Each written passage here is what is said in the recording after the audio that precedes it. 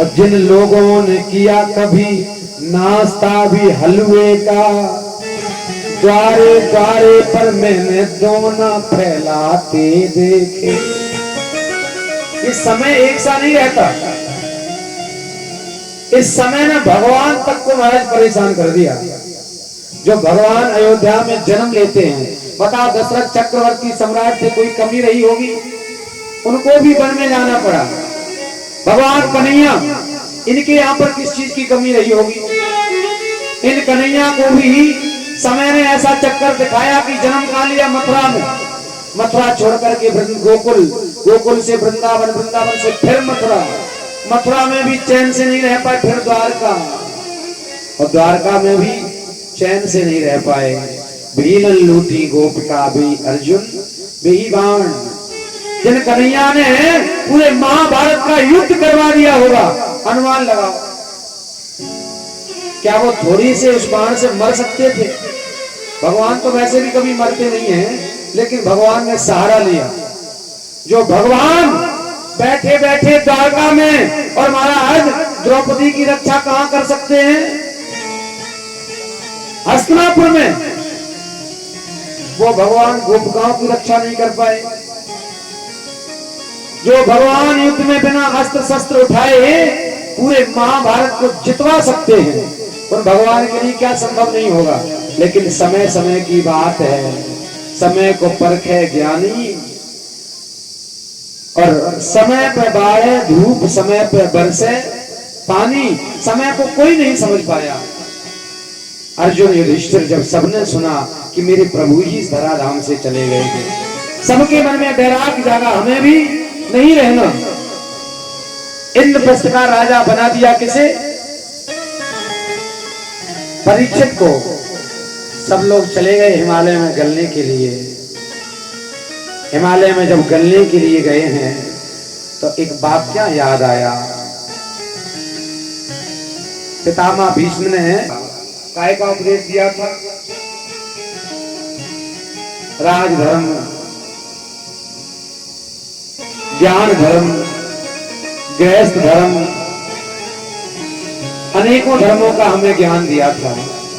आज वो सब कुछ याद आ रहा है। जब युद्ध के पितामह भीष्म को बाण लगे थे, उसके 26वें दिन, वो 56वें दिन, जब पितामह भीष्म के पास पांचों पांडव गए थे, तो पितामह भीष्म की आखिरी इच्छा क्या थी पता है आप लोगों को? पितामह भीष्म ने जैसे ही पांडवों को आते हुए देखा, तो पितामह भीष्म ने कहा, आओ पांडवों आओ, स्वागत है तुम्हारा। उसे लेके नहीं आए, किसे? बोले वो टेढ़ी टांग वाला, जिसके कारण ये दशा हमारी हुई है। कौन टेढ़ी टांग वाला?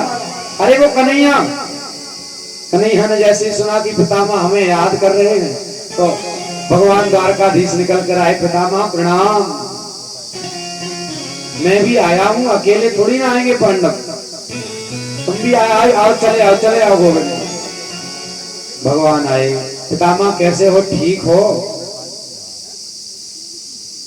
पितामह ने कहा, ये बात हमसे पूछ रहे हो? तुम बताओ तुम कैसे हो, तुम ठीक हो कि नहीं? भगवान ने कहा।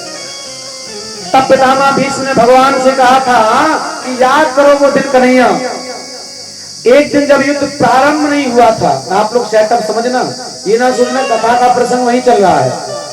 जब एक दिन युद्ध प्रारंभ हुआ था तो हमारे पास युधिष्ठिर ने कहा, पितामह हम युद्ध जीत गए, जीत गए, जीत गए। मुझे आश्चर्य हुआ कि युद्ध प्रारंभ भी नहीं हुआ और युद्ध जीत कैसे गए? तो युधिष्ठिर ने कहा कि वो दुर्योधन ने हमसे आकर के कहा कि पितामह भगवान ने ये प्रण किया है कि भगवान पूरे युद्ध में अस्त्र शस्त्र नहीं उठाएंगे। गोविंद, उस दिन दुर्योधन की बात सुनकर मुझे बड़ा आश्चर्य हुआ कि गोविंद अस्त्र शस्त्र नहीं उठाएंगे, ऐसा क्या मिल गया? दुर्योधन ने कहा कि हमें नारायणी सेना मिल गई और अर्जुन को भगवान मिल गए।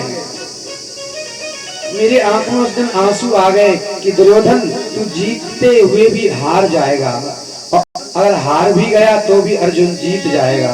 क्यों? तूने सेना को चुना है और भगवान को किसने चुन लिया? अर्जुन ने। तू भगवान के पास गया था तो कहां खड़ा हुआ था? दुर्योधन ने कहा मैं गया था, मैं सिरहाने खड़ा हुआ था, और अर्जुन गए थे वो चरणों की तरफ जाकर के बैठ गए थे। इसका मतलब क्या? मैं गया था, सिरहाने खड़ा हुआ, मैं बड़ा हूं, अर्जुन छोटा था तो चरणों से बैठ गया।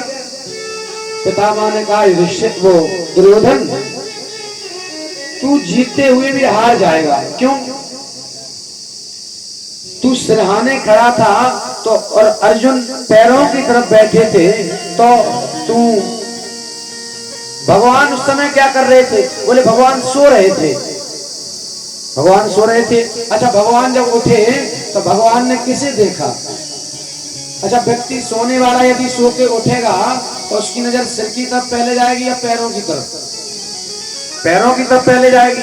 पैरों की तरफ नजर गई तो पहले नजर अर्जुन पर पड़ी थी। पितामह ने कहा फिर तो दुर्योधन तू हार गया, नजर तक नहीं पड़ी और भगवान की नजर से वंचित तू रह गया, तो तेरा उद्धार कैसे होगा? तू यदि जीत भी जाएगा तब भी तू हार जाएगा। दुर्योधन ने कहा कोई बात नहीं, हमारे पास तुम्हारे जैसे योद्धा हैं, पितामह जिस तरफ होंगे युद्ध उसी तरफ विजय होगा, मैं युद्ध जीत जाऊंगा। ऐसे युद्ध नहीं जीतेगा तो तू ऐसे युद्ध हार जाएगा। फिर क्या करें? ऐसा करना, अपनी पत्नी भानुमति को 3 बजे ब्रह्म मुहूर्त में मेरे पास भेज देना, और तेरी पत्नी आकर के उससे कहना मेरे पैर छुए, और जब वो मेरे पैर छुएगी तो मैं आशीर्वाद दूंगा अखंड सौभाग्यवती भव। और जब मैं उसको आशीर्वाद दूंगा तो तेरी पत्नी जब सौभाग्यवती होगी तो तू कभी मरेगा नहीं, तो तू युद्ध जीत जाएगा। दुर्योधन ने कहा ठीक है। अब ये बात भगवान ने कहीं से सुन ली। भानुमति 3 बजे जाती, भगवान ने द्रौपदी को 2:30 बजे ही पकड़ लिया। बहन चलो चलो चलो, कहां जाना, चलो। पकड़ करके ले गए भगवान और द्रौपदी को ले जाकर के पितामह भीष्म के सामने खड़ा कर दिया। जाओ जाके पैर छुओ। द्रौपदी गई, पितामह भीष्म के पैर पकड़े, जैसे ही पैर छूने लगी पितामह भीष्म के मुख से आवाज निकली अखंड सौभाग्यवती भव। जैसे ही आवाज निकली भगवान निकल आए तालियां बजाते हुए, जय हो पितामह, अब तो ये कंफर्म हो गया कि युद्ध को पांडव ही जीतेंगे। क्यों? आपने आशीर्वाद दे दिया है अखंड सौभाग्यवती का, अखंड सौभाग्यवती का। अरे ये तो भानुमति है, दुर्योधन की पत्नी। भगवान बोले ये दुर्योधन की पत्नी नहीं है पितामह, ये पांडवों की पत्नी द्रौपदी है। गोविंद, तुम छल से द्रौपदी को यहाँ लेकर आए, तुमने मेरी बात झूठ करवा दी। मैंने जो प्रण दिया था, मैंने जो प्रण किया था, जो वचन दुर्योधन को दिया था, वो झूठ करवा दिया। जाओ, आज तुमने मेरा प्रण तोड़वाया है, मैं भी प्रण करता हूं, एक दिन वो आएगा जब मैं भी तुम्हारा प्रण तोड़वा के मानूंगा। युद्ध 1-2 दिन हुआ, पितामह भीष्म रोज हार कर आ रहे हैं। दुर्योधन ने डांटा पितामह भीष्म को, पितामह मुझे लगता है कि तुम मेरी तरफ से केवल खड़े हो, तुम्हारा युद्ध करने में मन नहीं लग रहा है। तुम चाहते हो कि कौन जीत जाए? पांडव जीत जाए, हम हार जाएं। अरे जब तुम्हें युद्ध करना ही नहीं था तो काहे तुम नहीं तरफ जाओ, तुम जाकर तुम भी शामिल हो जाओ पांडवों की तरफ। पितामह भीष्म को गुस्सा आया, तमतमाए हुए भीष्म युद्ध के मैदान में उतरे। जाकर के भीष्म ने कहा पार्थ सावधान।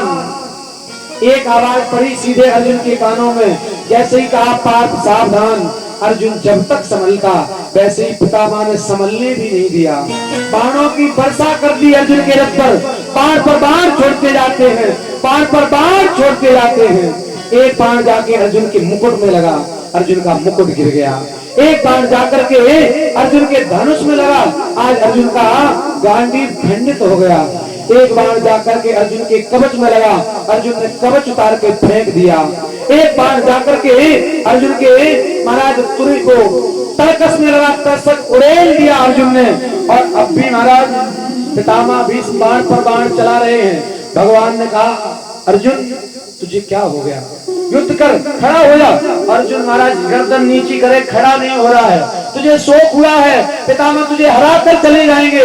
अकेले तूने ब्रह्म लला बन करके भीम के वो अनेकों भाइयों को मारा है, दुर्योधन के अनेकों राक्षसों को मारा है, तूने अनेकों अनेक योद्धाओं का सामना किया है। आज तुझे क्या हो गया, उठ जा, खड़ा हो जा। लेकिन महाराज अर्जुन तस से मस नहीं हुए और पितामह भीष्म बाण पर बाण, बाण पर बाण, पूरा रथ बाणों से भर गया। भगवान आज अर्जुन को जगा रहे, अर्जुन यदि तू खड़ा नहीं होगा तो आज स्वयं कृष्ण युद्ध के मैदान में जाएगा। तो अर्जुन खड़ा नहीं हुआ। भगवान कन्हैया ने एक रथ का पहिया उखाड़ लिया। रथ का पहिया उखाड़ करके भगवान एकदम से रथ का पहिया घुमाया। रथ के पहिए में सुदर्शन का आवेश आ गया, चक चक चक चक चक चक चक चक घूमने लगा। भगवान दौड़ पड़े पितामह भीष्म की तरफ। जैसे ही भगवान पितामह भीष्म की तरफ दौड़े, पितामह भीष्म ने कहा आओ गोविंद चले आओ। इस दिन का कब से इंतजार था। अपने रथ को आगे डाल दिया, आंख में आंसू भराए, दंडवत प्रणाम किया, चले आओ गोविंद, मैं तो आपका इंतजार कर रहा था। अर्जुन ने कहा प्रभु आपने पर किया था कि आप महाभारत के युद्ध में अस्त्र शस्त्र नहीं उठाएंगे, आप हमारे जैसे तुच्छ जीवों के लिए अगर अपने वचन को तोड़ देंगे तो इन संसारियों को क्या होगा। भगवान ने कहा मेरा कोई प्रण नहीं होता, मेरा भक्त जो प्रण कर लेता है वही मेरा प्रण होता है। मेरे पितामह ने प्रण किया था कि ये मुझसे अस्त्र शस्त्र उठवाएंगे, तो आज इनका प्रण करने पूरा करने के लिए आज मैंने अपने हाथों में पहिया उठा लिया। प्रबल प्रेम के ताले पढ़कर प्रभु का नियम बदलते देखा, अपना मान तले तल जाए पर भक्त का मान न टलते देखा। उस दिन भगवान ने भी अपना प्रण तोड़ दिया। क्यों? मेरे पितामह भीष्म ने प्रण किया है कि मुझसे युद्ध में अस्त्र शस्त्र उठवाएंगे। अच्छा बताओ भगवान क्या नहीं कर सकते? क्या अर्जुन को उसी दिन हारना था? ये सब भगवान की लीला है। भगवान ने देखा कि पितामह भीष्म ने जो प्रण किया है, अपना मान टले टल जाए पर भक्त का मान न टलते देखा। आओ गोविंद, तुम्हें वो दिन आज भी याद होगा। अच्छा कैसा महाभारत का युद्ध? जब दूसरे दिन पितामह युद्ध के मैदान में गए तो वही अर्जुन जब पितामह भीष्म को बाण मार रहे थे तो पितामह भीष्म के मुख से आवाज निकल रही थी, पुत्र आयुष्मान भव, चिरंजीव। अब सोचो किसी को बाण लग रहा हो तो उसके मुख से क्या आवाज निकलेगी? व्यक्ति गालियां देगा दूसरे को। लेकिन पितामह भीष्म, जिसने इस पितामह भीष्म को हरा दिया, वही पितामह भीष्म पड़े थे।